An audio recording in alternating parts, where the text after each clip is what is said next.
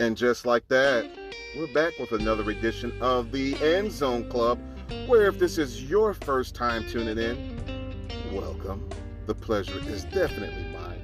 But most importantly, so you know what we do here at the End Zone Club, we have conversation that is designed to push you from walking in your potential to fulfilling your purpose. Now, as many of you guys know from the time we're born, all of us have something specific in life to do. Sometimes, as you're finding your purpose, other people will notice your purpose and they will egg you on in that. Sometimes I have noticed things about friends and people that are around me before they noticed it about themselves, i.e. things they are good at, and I've encouraged it. For example, my sister, growing up, was a phenomenal singer, but she didn't have any confidence in that area. But just because she didn't have confidence didn't mean that she was not able to sing. And as a result, everybody that ever heard her sing walked away with the same conclusion that, girl, you can sing. And we pushed her on. Now, of note, we got to sometimes interject conversations from the culture into this podcast. And we are fresh off the tail end of a versus that probably should have never happened. Now, when I said that, you guys already knew what I was talking about, but that was none other than Omarion, who was of the group B2K, versus Mario, who was a R&B sensation, especially a young lady magnet back when I was in college. Now, with that said, let me just paint this landscape a little bit for those of you who, like me, didn't even care to watch it, but did do a little bit of research to see what all the hoopla was about. But one thing that always happens in verses, you have like a big boxing match. You have a headliner going versus a headliner. They put everything on the line in order to establish supremacy. Now, it's fun for the fans, but for a lot of the people, so that sometimes you do have some entertainers that we haven't heard from in a while. Like a few months ago, we had the Big Daddy Kane versus KRS-One. Y'all remember? Phenomenal rappers. Between the both of them, you may arguably have the greatest rapper of all time. However, for this day and this day only, fans were left with the benefit of seeing two of the greatest from their generation going at it. It's supposed to be an awe-inspiring moment, but unlike some of the other verses we have seen, we saw Omarion and Mario get on the stage, and not just Omarion, but several of his friends made fools of themselves. As a former musician, this is something I've already known, but now I think something that is being revealed and exposed to the masses is that there are two different kinds of singers. Number one, you've got singers who, whether you put them in the park, if you put them in the studio, if you put them in the back seat of a car, if you put them in the choir, they can sing. Some of those people are people like Jamie Foxx, people like Tyrese, people like Yolanda Adams, Kim Burrell, and Fred Hammond. If you were to take Jasmine Sullivan and put her anywhere, Jasmine Sullivan can sing. Same could be said about Brian McKnight and Stevie Wonder. Then there are also those who need a little assistance from studio production, but we call those in-house singers or in-studio singers, meaning they are not very good in all situations. Some rappers are like that. What we got a chance to see on that versus stage was you got a chance to see a young man who could actually sing versus some people that might need a little assistance.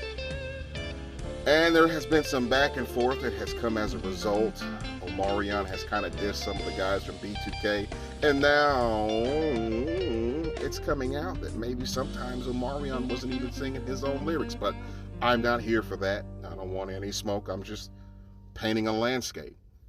And that landscape is, be sure that before you allow people to gas you up in anything you do, make sure this is something that you can actually do. And the best way to know what you might be really truly gifted at is to actually work at it. Actually work at it.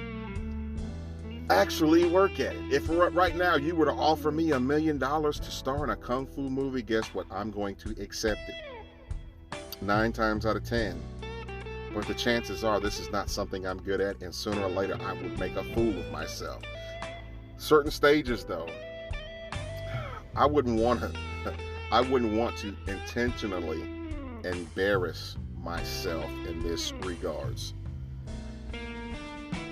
Once you put it out there, especially in the entertainment industry, that maybe you're not as good as people thought you were, the world is not very forgiving. You know, you could take a phenomenal person, artist, entertainer, gifted person that has, I mean, just as I'm saying this, like I want you in the back of your mind to just throw out some people who just 3 or 4 years ago were hot, and then now you haven't heard from them in a while. Doesn't mean they're not still singing, but in this genre, it only takes 1 or 2 bad career decision moves, and this train will keep moving, and it'll pick up a new conductor. It'll pick up new passengers. That's the unfortunate part. I was listening to an interview by Pauly Shore. Pauly Shore was a comedian in the 90s who is akin to maybe like Will Ferrell or Adam Sandler. He was at that level. I mean, he was in some famous movies like, what was it, Encino Man. You can even go back to some of the cartoons like the Goofy movie and you'll hear his voicing characters like Pauly was that guy. But he talks about in this interview, he made maybe 2 bad movies. Now the narrative went from him being one of the most sought after comedians in all of Hollywood to now being an afterthought to the next upcoming talent. One of the reasons I point this out is because I would encourage my crowd to take thought to their life decisions. Take thought. Don't just willy-nilly get involved with something just because it's offering good money. I was recently promoted on my job, and even within being promoted, there are always other industries that are knocking, that see you being on display, and maybe just for whatever sense of the word, with you being on display, they see some things about you they like and they want to offer you opportunity. Now, I'm not a person that's actively looking for anything, but however, I do understand that sometimes over the course of times better opportunities come, so I do listen, but I'm not looking. Does that make sense? But one of the reasons I'm like this is because years ago I was working at a very major bottler, distributor for cold drinks, waters, sodas. Some people say they're the largest company in the world. Well, as I was at that company, I became a little disgruntled, to say the least. I was working hard, couldn't get a promotion, thought I should have been making more money, and rightfully so. And I was always interviewing for higher positions and higher, opportunities. And for whatever reason, it felt like I kept getting looked over. Well, there was another company that was also a cold drink distributor. Very large company, sells very, very familiar products that, because they're not endorsing this podcast, I will not say their name. But they're big, okay? And they sell cold drinks that are good when you get them and they burn your throat going down. Offered me a more lucrative position, and out of my disgruntledness, I left the stability of the world's largest bottling company, making over what I was making, to go to a position that carried a little more prestige and name.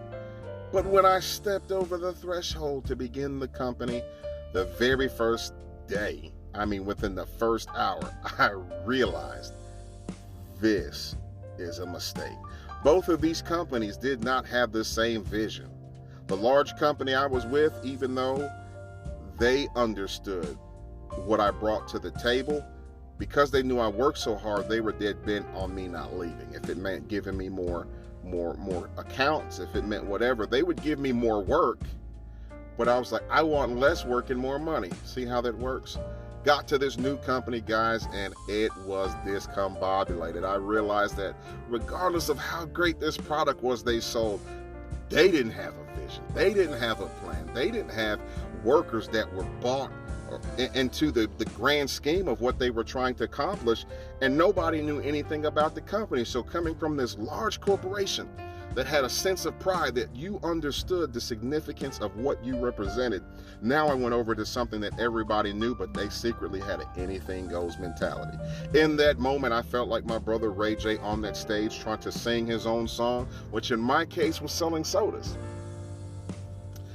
But boy, did it make me look bad. Man, I walked away from that experience. I was dragging to get out of that company. And when God provided my family with another opportunity of doing better, I said, this is the day that the Lord hath made. In it I will rejoice and be glad. Sometimes life is like that. Sometimes we'll be disgruntled with things and places and where we are, and we'll take opportunities that look good for us, but ultimately they are not the best decisions for us. That is why I encourage you, before you make a decision, make sure first and foremost you're not making it out of emotions. My emotion was frustration. My emotion was disgruntledness. My emotion at the end of the day, they promised me a certain amount of money and a position within so many months and these sorts of things. None of that ever happened. Before I knew it, I was having to do the job of 3 people and still wasn't making the money that I was making at the bottler that I left. Matter of fact, the guy that hired me, within a year's time, he was gone. The guy that trained me, he was gone. There was a lot of change. And the only thing that was certain was uncertainty. Before I knew it, I was praying every day, my God, get me out of this situation. But that was a prayer that I had just prayed the year before to get out of the prior situation. So I say all of that to say this: make sure that if you're going to make a decision, make it with your head and not your heart. Your heart is full of a lot of emotions. Your heart is full of a lot of things that will lead you in a direction that you may be overlooking from the beginning. Red flags that are waving at you. I'm talking about waving at you.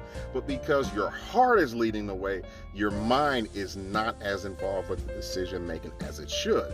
And also, I say this all the time on this podcast, that information is key to reasoning. Sometimes instead of looking through the window at all of the pretty window dressings, if you ever want to know how good the food is in the restaurant, talk to somebody who eats there regularly. They'll tell you the truth. People that eat there regularly know, oh, the shrimp and grits are pretty good, but stay away from the chicken tenders. You know, most times I'm here, the Coca-Cola is pretty good, but the sweet tea is always flat. When you talk to some of the employees sometimes, find out people that have been there for a while and ask a few questions. Get to know the culture. Start asking around about some of these guys or girls you're interested from people who actually know them and know what kind of intrinsic value they may bring to your life. As a 49er fan, as a LSU Tiger, as a New York Yankee. Now, side note, how about them Yankees? I hope they win it all this year. But as a fan of these teams, I have been here through good and bad, and I can tell you before you decide you want to root for my team if it's worth it or not. So I can't really laugh at Ray J for not being able to hit the notes in all his own song. I can't laugh at Jeremiah for jumping on stage singing a song he should have never attempted. I cannot laugh at anybody on that stage because I too have sounded bad with some of the decisions that I have made. Now, I'm not here to cast stones at anybody or talk badly about any of the guys who did what they did, but I will say, as bad as I sing after hearing that verses, it gave me hope that there might be hope for my singing career after all. I'm kidding. But anyway, guys, I didn't want to get on here and just beleaguer your ears with my voice for a very long time. So with that said, I'm just encouraging you that in whatever decision you are making, to make it within the confines of having done some research. Some of these companies we work at, some of these relationships we get in, some of these endeavors that we tie our hands with, some of these corporations that we decide we're going to go and form a relationship, they're going to leave some sort of lasting effect. Just make sure that the effect that is left is for the better. With that said, that's your boy Anthony Mitchell over and out. I hope you guys enjoyed the content of this episode. So make sure that you like, rate, subscribe, follow, And guys, please hit the donate button. Give me just $1. Can you do that? Donate $1 to this podcast today. But until next time, this is the End Zone Club.